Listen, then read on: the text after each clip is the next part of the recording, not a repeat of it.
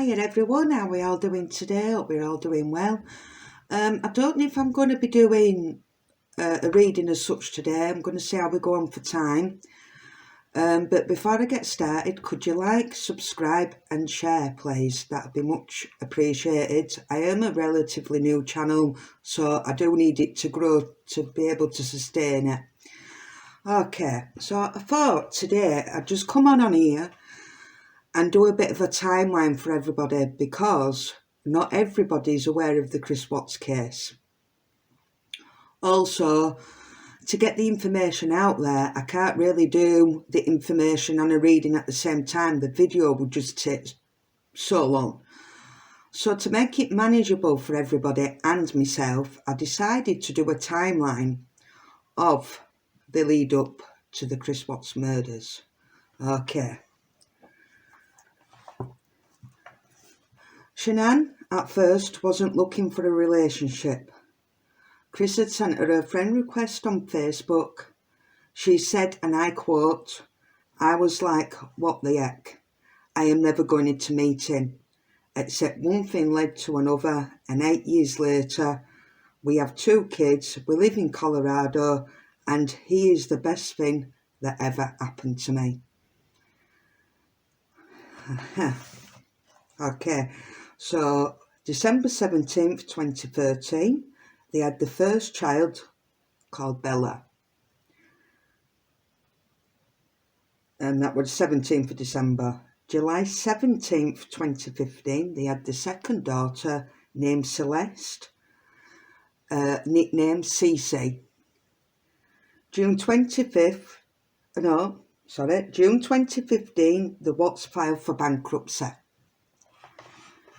May 5th, 2018, Shannan posts a sweet Facebook live video and says, and I quote, "I love waking up now on Saturdays and being able to enjoy my family. I believe everything in life happens for a reason, and I also believe people are placed in our life for a reason." She also said Chris can be seen playing with the girls in the background. And when I read this, I just thought, my gosh, like, them words will come back to bite her big time, with the people being placed in your life for a reason. June 17th, 2018, Shannan posts a Father's Day message to Chris on Facebook. "Chris, we are so incredibly blessed to have you. You do so much for us. You are the reason I was brave enough to agree to number 3. This will be the pregnancy of Nico. From laundry to kids' showers, you are incredible, and we are so lucky to have you in our life. Happy Father's Day." It's just so sad, absolutely so sad. June 2018, Chris starts talking to Nicole Kessinger, which is the mistress. He starts chatting to Nicole at Anadarko department, where they both worked. Chris came by her office and struck up a conversation. One day they had their first meeting outside of the office earlier in the month. So I find that quite interesting, to say that this man is generally reserved, shy and introverted, that he'd come by her office and start up a conversation. I find that odd. Anyway, moving on. July 2018, Chris starts a physical relationship with Nicole. According to a Denver Post, Chris sees Kessinger about 4 or 5 times a week. 4 or 5 times a week when you have a family. And they start a physical relationship in early July. He tells Nicole that he is almost divorced. Oh, I don't think Shannan knew this. Later that month, while Shannan and the girls are out of time in North Carolina, he tells Kessinger the divorce is final. Can you believe this man?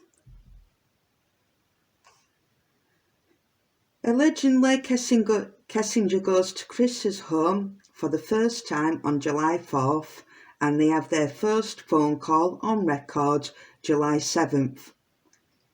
They also go on a date to the Shelby American Collection Car Museum on July 14th and spend the night at the Great Sand Dunes National Park on July 28th. All the while, his family's away. Seeing his family. On July the 30th, he gives Nicole a love note before joining his family on vacation.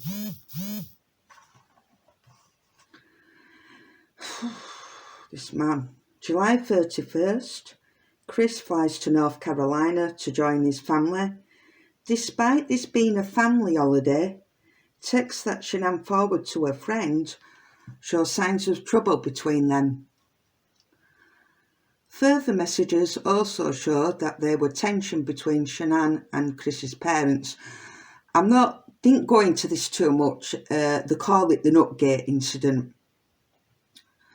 Cece and Bella had some allergy conditions, had quite a lot of medical conditions, and I believe one of the children suffered from a nut allergy, which the family were all aware of, but apparently one of the girls were given some ice cream with traces of nut in, and it led to a big fallout. Okay, August 4th, 2018. Kessinger shops for wedding dresses online. This is supposed to be a 6-week affair, and you're shopping for wedding dresses online. There's something not right here. Now, it's my intuition that they knew each other way before this. 6 weeks and you're shopping for wedding dresses. That's not really right to me. Anyway, it's just my opinion. Just mere weeks of her and Chris talking. Nicole's cell phone data shows she looked at wedding dresses, get this guys, online for 2 hours. 2 hours. August 9th, 2018. Shannan leaves on a business trip to Arizona. After confiding to her friends about her troubles with Chris, she texts a friend that she and Chris had their best talk ever. She even drafts a handwritten letter to him. Now, when I did a reading on Chris Watts, I pulled a card with an envelope, and I did say had she written him a letter, but that letter is missing. If you look back. August 11th, 2018, Chris hires a babysitter and goes out with Nicole Kessinger while Shannan is away, saying to Shannan that he's going to a baseball game with his co-workers, but goes to the Lazy Dog restaurant with Nicole Kessinger instead. Now, at this point, he wasn't even trying to hide this because it showed up on a transaction, this so-called meal, and I don't know whether Shannan had got an alert about this, but she questioned him about how much this meal had come up to for one person. And as always, he couldn't give a straight answer. She also checked the ball game score to see if his story matched up. So I think at this point, Shannan did know something was going on. I just think she was sort of in denial. And who can blame her? I mean, she was 15 weeks pregnant. You know. Anyway, August 13th, 2018, at approximately about 1:48 a.m. to 2 a.m.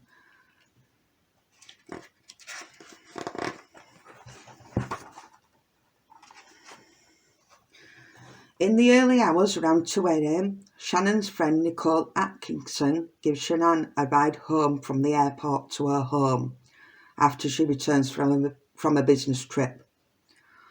August 13th, 2018, Chris unalives Shannan and their daughters. Allegedly, this man lies constantly. But this is his take on the so-called story here. Allegedly, Chris wakes Shannan up as he is getting ready for work and wants to talk about their marriage and future. According to his later confession, despite Shannan carrying their unborn son, who they had already called Nico Lee, he tells her about the affair and that their marriage won't last. Guys, she's just come back from a business trip, early hours of the morning. I can imagine she's just absolutely shattered from flying and being pregnant on top. Can you imagine being woken up at that time in the morning to discuss? He decides to do it now, this affair. It's not adding up.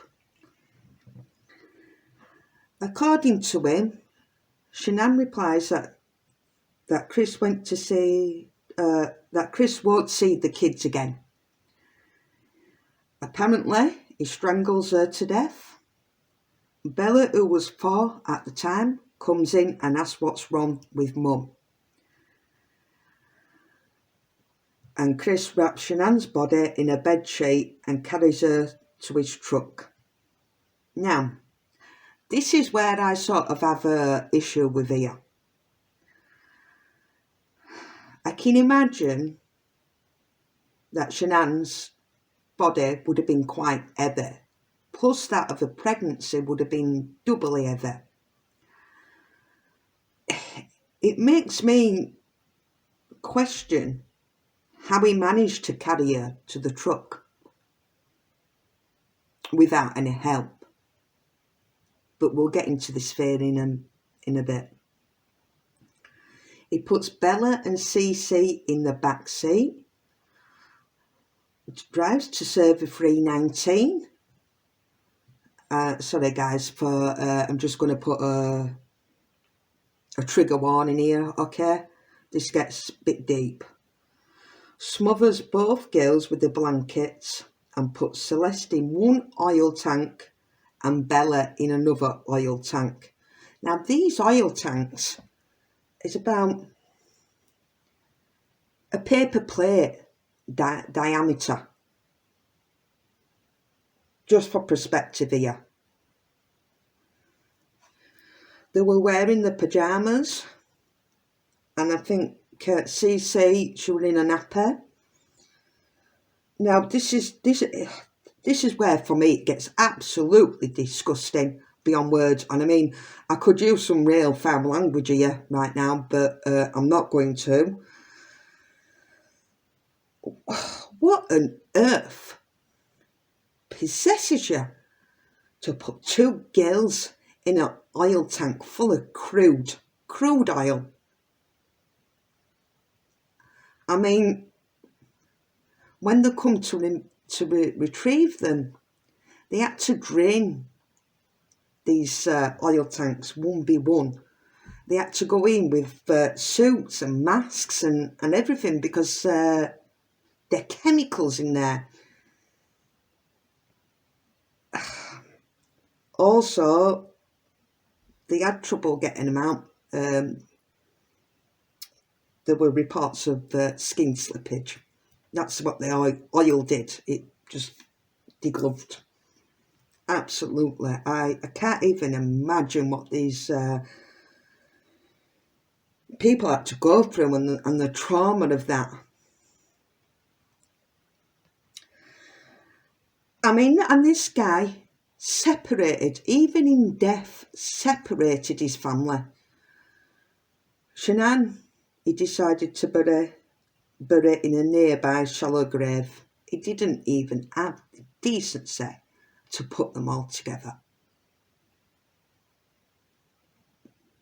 I've no words. This is in his later confession from prison. Okay, you'll see that he changes like the wind. August 13th, 2018, 5:15 a.m. Chris claims he left for work. Chris later, on an interview with Denver ABC affiliate, says, "I left for work early that morning, like 5:15 to 5:30, admitting that he and Shannan had emotional conversation, but didn't elaborate on that. He just said they had an emotional conversation. I mean, what's that look like? What do you mean by that?" August 13th, 2018, at 1:40 p.m, Atkinson, Shannan's friend, grows concerned and contacts local police. Now, I know a lot of people had said some stuff about Nicole Atkinson, but to me, and you can come at me all you want in the comments, to me, she was the one that solved this case, helped the police to solve this case. If it wasn't for a friend, him and his mistress could have very well got away with this. Nicole Atkinson becomes worried about Shannan when she doesn't hear from her friend. She said, and I quote, "I called her and texted her several times. I knew she had a doctor's appointment that morning because she's pregnant. She didn't show up for it. Then I also was even more concerned after that. Shannan is reported missing at around 1:40 p.m. After contacting the local police, they come to do a welfare check on Shannan and the girls. Now then, when the police showed up to do the welfare check, they cannot enter the property without approval, without consent. So what they had to do was search round the property, look through windows, check doors, shouted out for Shannan, shouted out for the girls. Obviously no reply. Whilst a police officer were checking round the back of the property, neighbour Nate came out and the police officer asked him if he'd seen anything of his neighbours. He'd said no. I think he'd said, "I've got security footage if you want to have a look at that." And then I think he brought up all the security footage. And like I said previously, it's really bizarre. He must have been watching the American Horror Story. And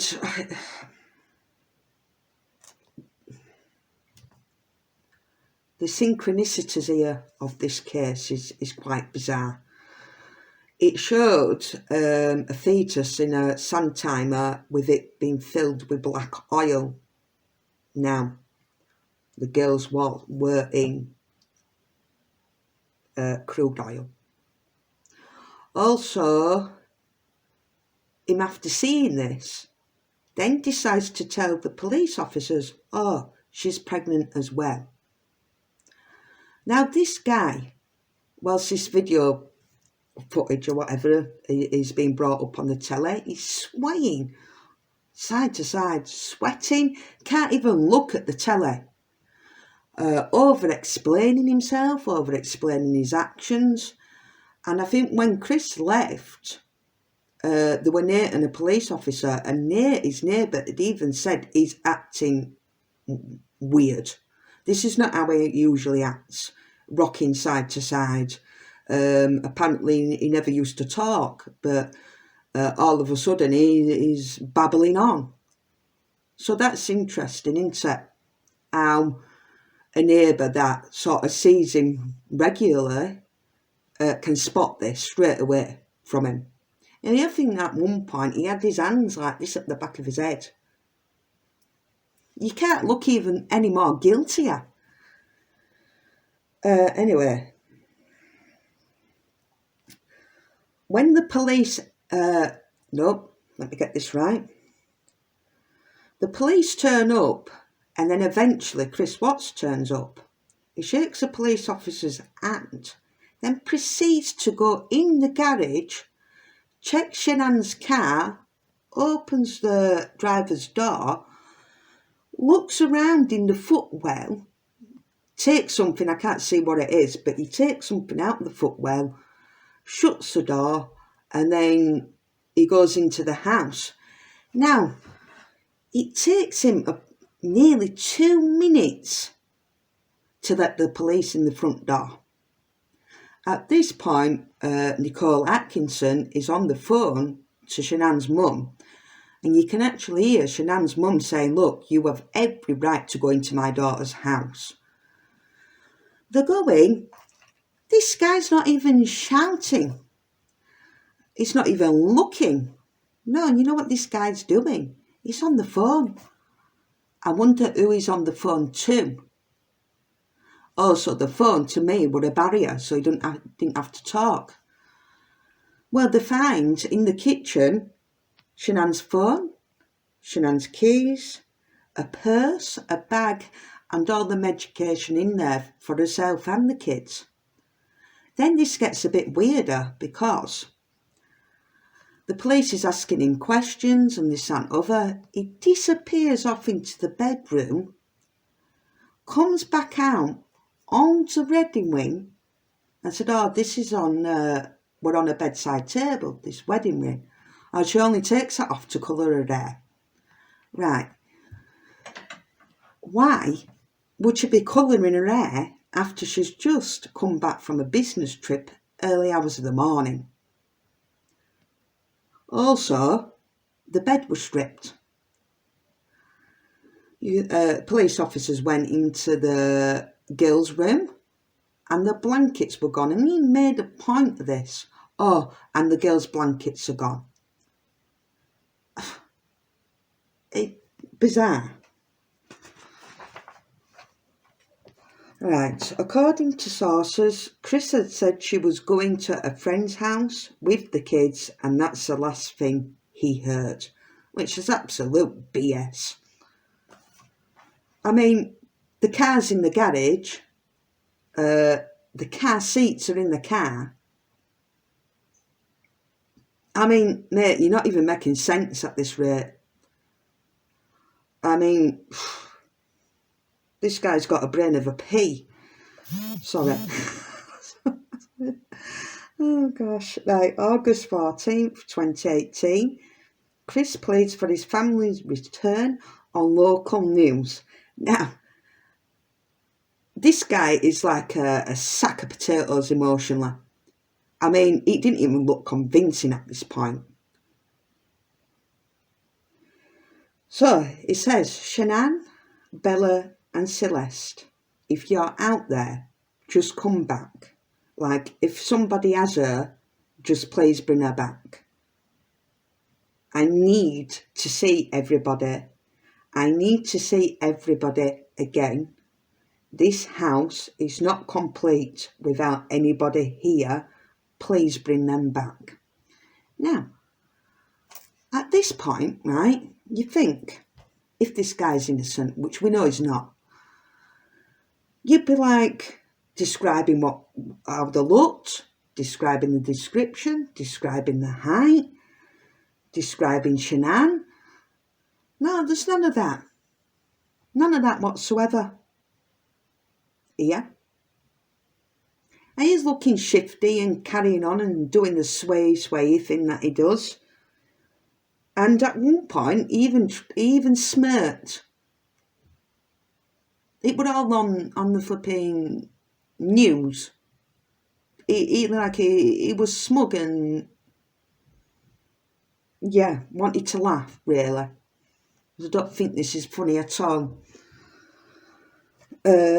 Anyway, August 15th, 2018, Chris fails a polygraph test and admits to killing Shannan. Falsely, get this, you think to yourself, can this get any worse? But no, it does. Because he falsely blames Shannan for smothering the girls. He firstly confesses this to Ronnie Watts, his father, then officials. Now, when we get on to this mistress, right, she later that day came in for an interview because I think by this time she would try to save her own skin. Made it out as if she were worried about Shannan and the girls, but that's BS. She said something really interesting because at that time it wasn't public knowledge about what he confessed to. She'd said in one of her interviews, I can't believe it, I can't believe he's done this, killed his girls. They were so high, they were this high. Hang on here a minute, he never confessed at first to doing that to the girls. So what makes you think he's done that? Especially when, according to everybody else that knew Chris, they couldn't believe he'd done this because he was such a, their words, pleasant, normal, shy, reserved guy. And this is the mistress that apparently was so in love with him. What made her think that? That's odd. Also, when you're describing the height of the children, that says to me, you've met them. It's like it's a visual memory that's coming back when you start describing the height. So when did she meet them? Because to me, I don't think Chris Watts had allowed her to meet the children in case they said something to Shannan. So that's an interesting little fact here. August 16th, 2018, Shannan, Bella and Celeste bodies are found and recovered at Chris's worksite. Chris appears in the Wales County Court for a bond hearing. He is denied. Well, no surprise there. Also on this day, Kessinger speaks to police about the affair. Now, this comment here that she said, I'll see what you guys think to this. She also said to them, I legitimately think his cheese was sliding off of his cracker long before he met me.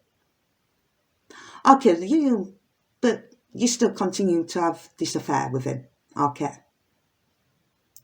Right. I think it's the other way as well.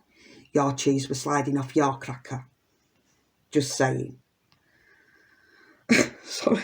Oh, gosh. Okay.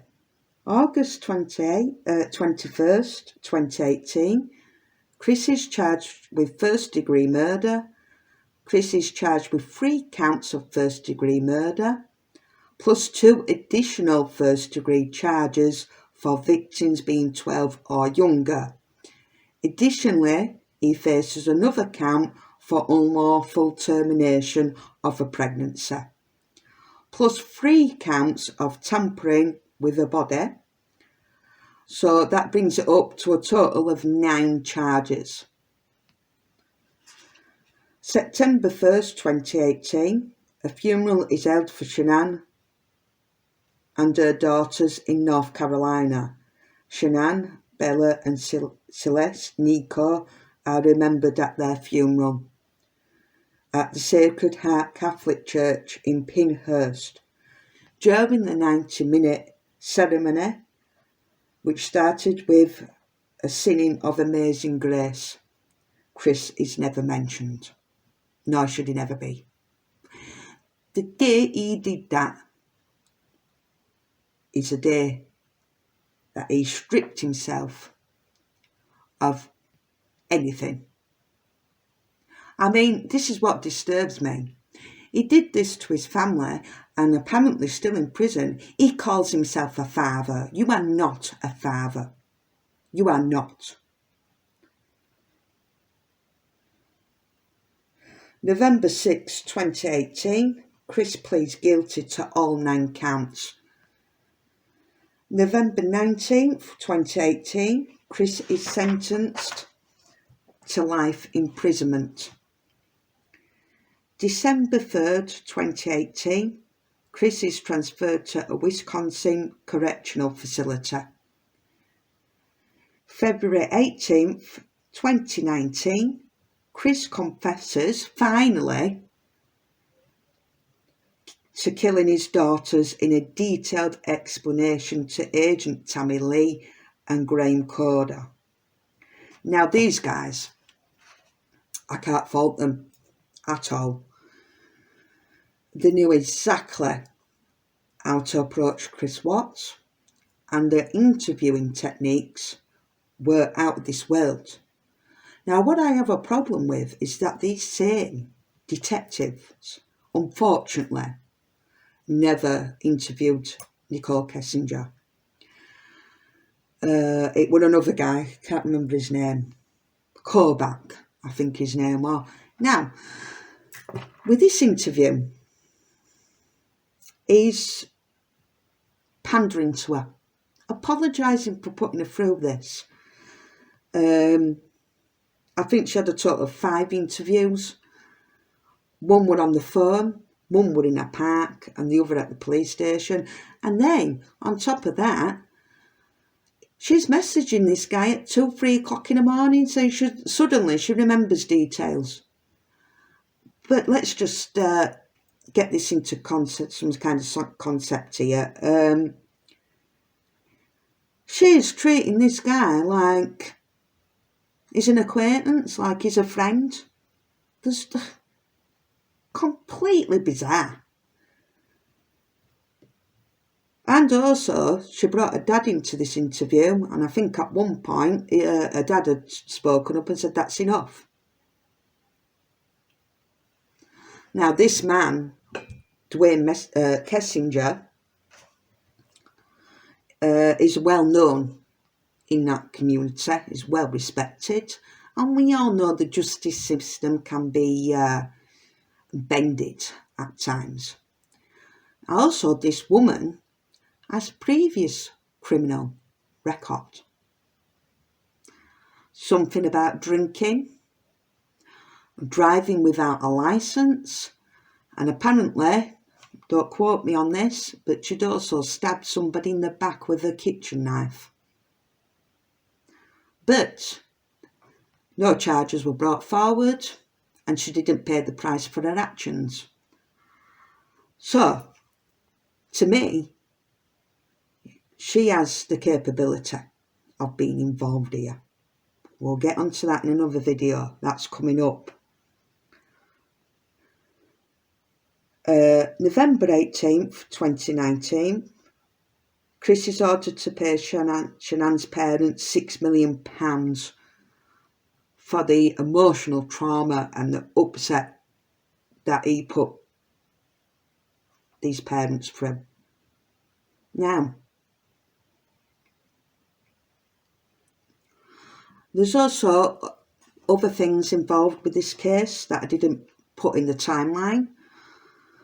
There was the oxy given to Shannan while she was pregnant. And I think this was given to her while she was, where was she? On the family holiday. Because a brother, a witness to this, had heard her throwing up all night and she was in a terrible state. There were another incident as well where Shannan complained to a friend of feeling very, very sick and unwell. I think this would have the second time he tried to do this, allegedly. Also, there was a strange photo put up on Facebook by Shannan of a doll, life-size doll, on a sofa with a bedsheet covered. Now, this gives me the chills because that's exactly how Shannan was found. He allegedly said it were the girls that had done that. I don't think so.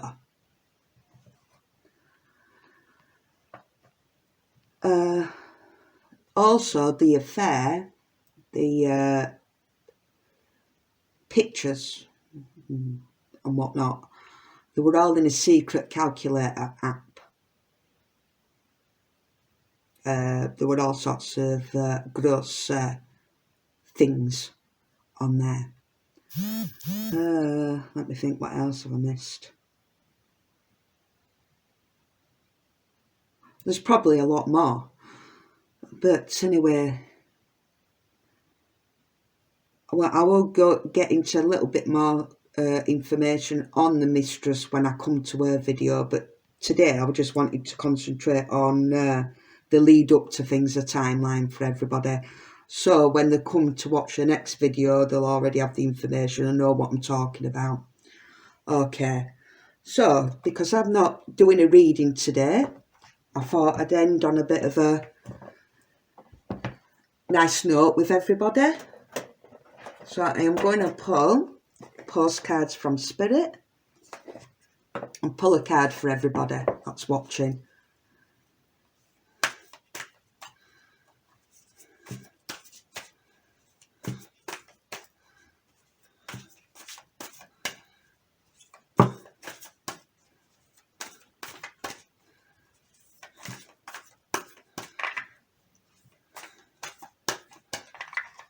Okay, let's see what we got.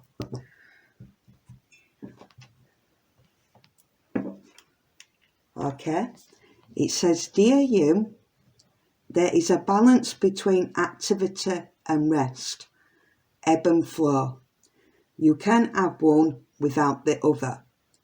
If you are faced with an obstacle right now, the best course is surrender and non-resistance. Soon enough, you'll see how easy it is to flow around it. Now is one of those times when you must trust the river of your life, go with the flow, and in no time you'll reach what you have your heart and hopes set on. Just remember, Spirit will keep your head above water and will direct the currents. When it's time for a greater effort, you'll know exactly when you'll need to work those manifesting muscles. It can be challenging to master the flow cycles of your life, but as you develop your skills, affluence will be yours. Enjoy the flow and trust those currents, for we're right there with you with our little umbrella drinks, smiling at your success. Love you so very much.